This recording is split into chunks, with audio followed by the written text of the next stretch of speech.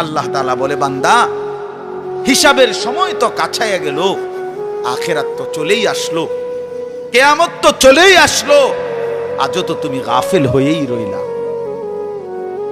40 বছর হয়ে গেছে, 1 বছর শেষ হইছে, এভাবে বুঝি নাফরমানিতে পড়ে রইলা বান্দা। 365 দিনে কোনদিন ছেলেরা তোমরা যারা ফজরের নামাজ পড়ো না, তুমি বলো না বাপ এত শক্ত এত পাষাণ কেমনে হইলা? একটা বছর কোনদিন ফজরের নামাজ পড়ো নাই, এত বড় নিকৃষ্ট জানোয়ার মুসলমানের বাচ্চা কেমনে হয় বলে? এত বড় জানোয়ার একটা মানুষের বাচ্চা কেমনে হয়? এটা কি পরিমাণ হাইওয়ান, এটা কত বড় হাইওয়ান, কত বড় জন্তু, কত বড় পশু। 1 বছর 365 দিনে এই হাইওয়ান কোনদিন ফজরের নামাজ পড়ে? শুধু 1 বছর, খবর নিলে দেখবেন 10 বছর, খবর নিলে দেখবেন 5 বছর।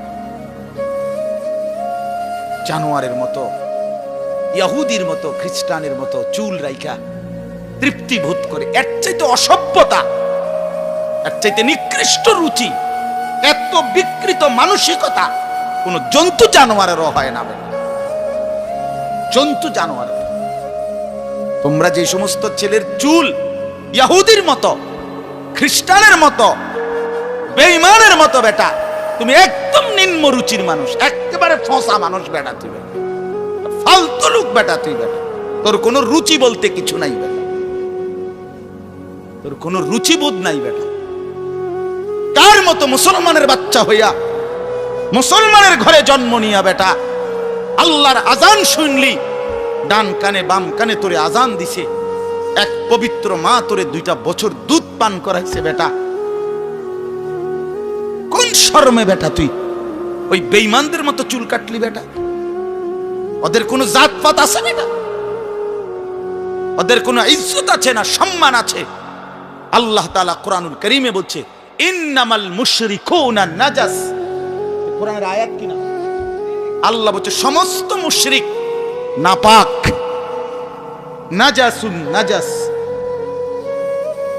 সমস্ত ইহুদি নাপাক, সমস্ত খ্রিস্টান নাপাক, সমস্ত হিন্দু নাপাক, সমস্ত বৌদ্ধ নাপাক, সমস্ত নাস্তিক নাপাক, সমস্ত মুরতাদ নাপাক, সমস্ত বেঈমান নাপাক।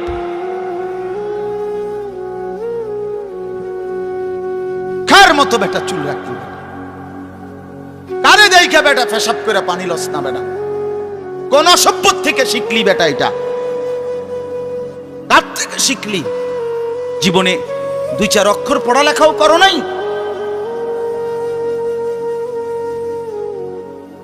2-4 শব্দ পড়ো নাই তোমরা ছেলেরা। মানুষ এত অভদ্র অপবিত্র হয় কেন? কোরআনুল কারীমের মধ্যে আছে, আল্লাহ তাআলা বলে, বান্দা কি আজীব কথা, কোরআন শরীফে আছে, বান্দা কোনোভাবেই যদি পানি নাই, ঠিক আছে, ফাইন লাম তাজিদু মাআন ফাতায়াম্মামু সাঈদান তাইয়্যিবা, তাহলে মাটি দিয়ে, পবিত্র মাটি দিয়ে তায়াম্মুম করো, তবুও নিজেকে পবিত্র বানাও। যদি বলি আল্লাহ পানি নাই, ঠিক আছে, তো মাটি দিয়ে হলেও পবিত্র হইতে হবে, এত তাড়াহুড়া কা? পানি আইও, পানি পাই আলোই, এরকম শুরু করলেন? কোরআন শরীফের সরাসরি আয়াত। আল্লাহ তাআলা বলে, জানো, ওয়ালাকিন ইউরিদু লিইউতাহহিরাকুম, আল্লাহ বলেন আমি না আমার ইমানদার বান্দাকে সারাক্ষণ পবিত্রই দেখতে চাই। দোস্ত আমার, এটা কোরআন শরীফের আয়াত। ওয়ালাকিন ইউরিদু লিইউতাহহিরাকুম, আমি আমার বান্দাকে পবিত্র, মুমিন আমার সে, ও অন্য কেউ না, ও আমার ইমানদার বান্দা। তো ইয়া আইয়ুহাল্লাযীনা আমানু ইযা কুমতুম ইলাস সালাতি ফাগসিলু ওয়ুজুহাকুম, এই আয়াতের মধ্যে, এই আয়াতের অন্তর্ভুক্ত অংশ এটা। ওয়ালাকিন ইউরিদু লিইউতাহহিরাকুম, ইমানদার পানি নাই, ঠিক আছে, তায়াম্মুম করো মাটি দিয়ে। কেন এমন তাড়াহুড়া? আল্লাহ তাআলা বলে, আমি যে তোমাকে পবিত্র দেখতে চাই, আমি কে তোমাকে পবিত্র। ফীহি রিজালুন ইউহিব্বুনা আন ইয়াতাতাহহারু আল্লাহু ইউহিব্বুল মুত্তাহহিরিন। কোরআন শরীফের আয়াত আছে, আল্লাহ বলে, বন্ধু আপনার কিছু সাহাবীকে আমি দেখছি, আল্লাহ প্রশংসা করতেছে। মদিনার কুবা একটা এলাকা, যেখানে নবীজি মদিনার মক্কা থেকে হিজরত করে এসে প্রথম ঢুকছিলেন। এই হিজরত করে আইসা প্রথম যেখানে ঢুকছেন, এই জায়গাটার নাম হলো কুবা নগরী। কুবা কি নাম? এ কুবা।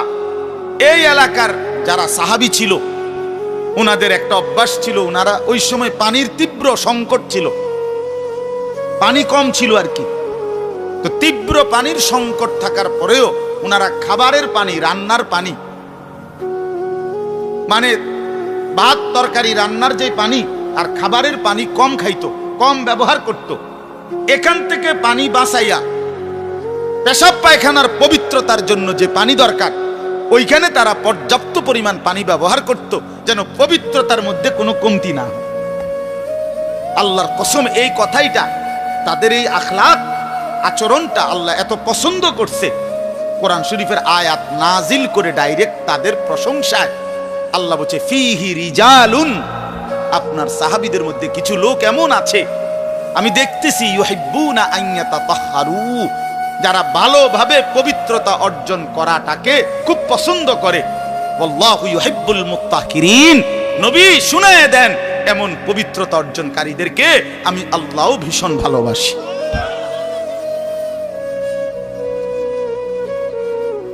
তোরে আল্লাহ ঘৃণা করে।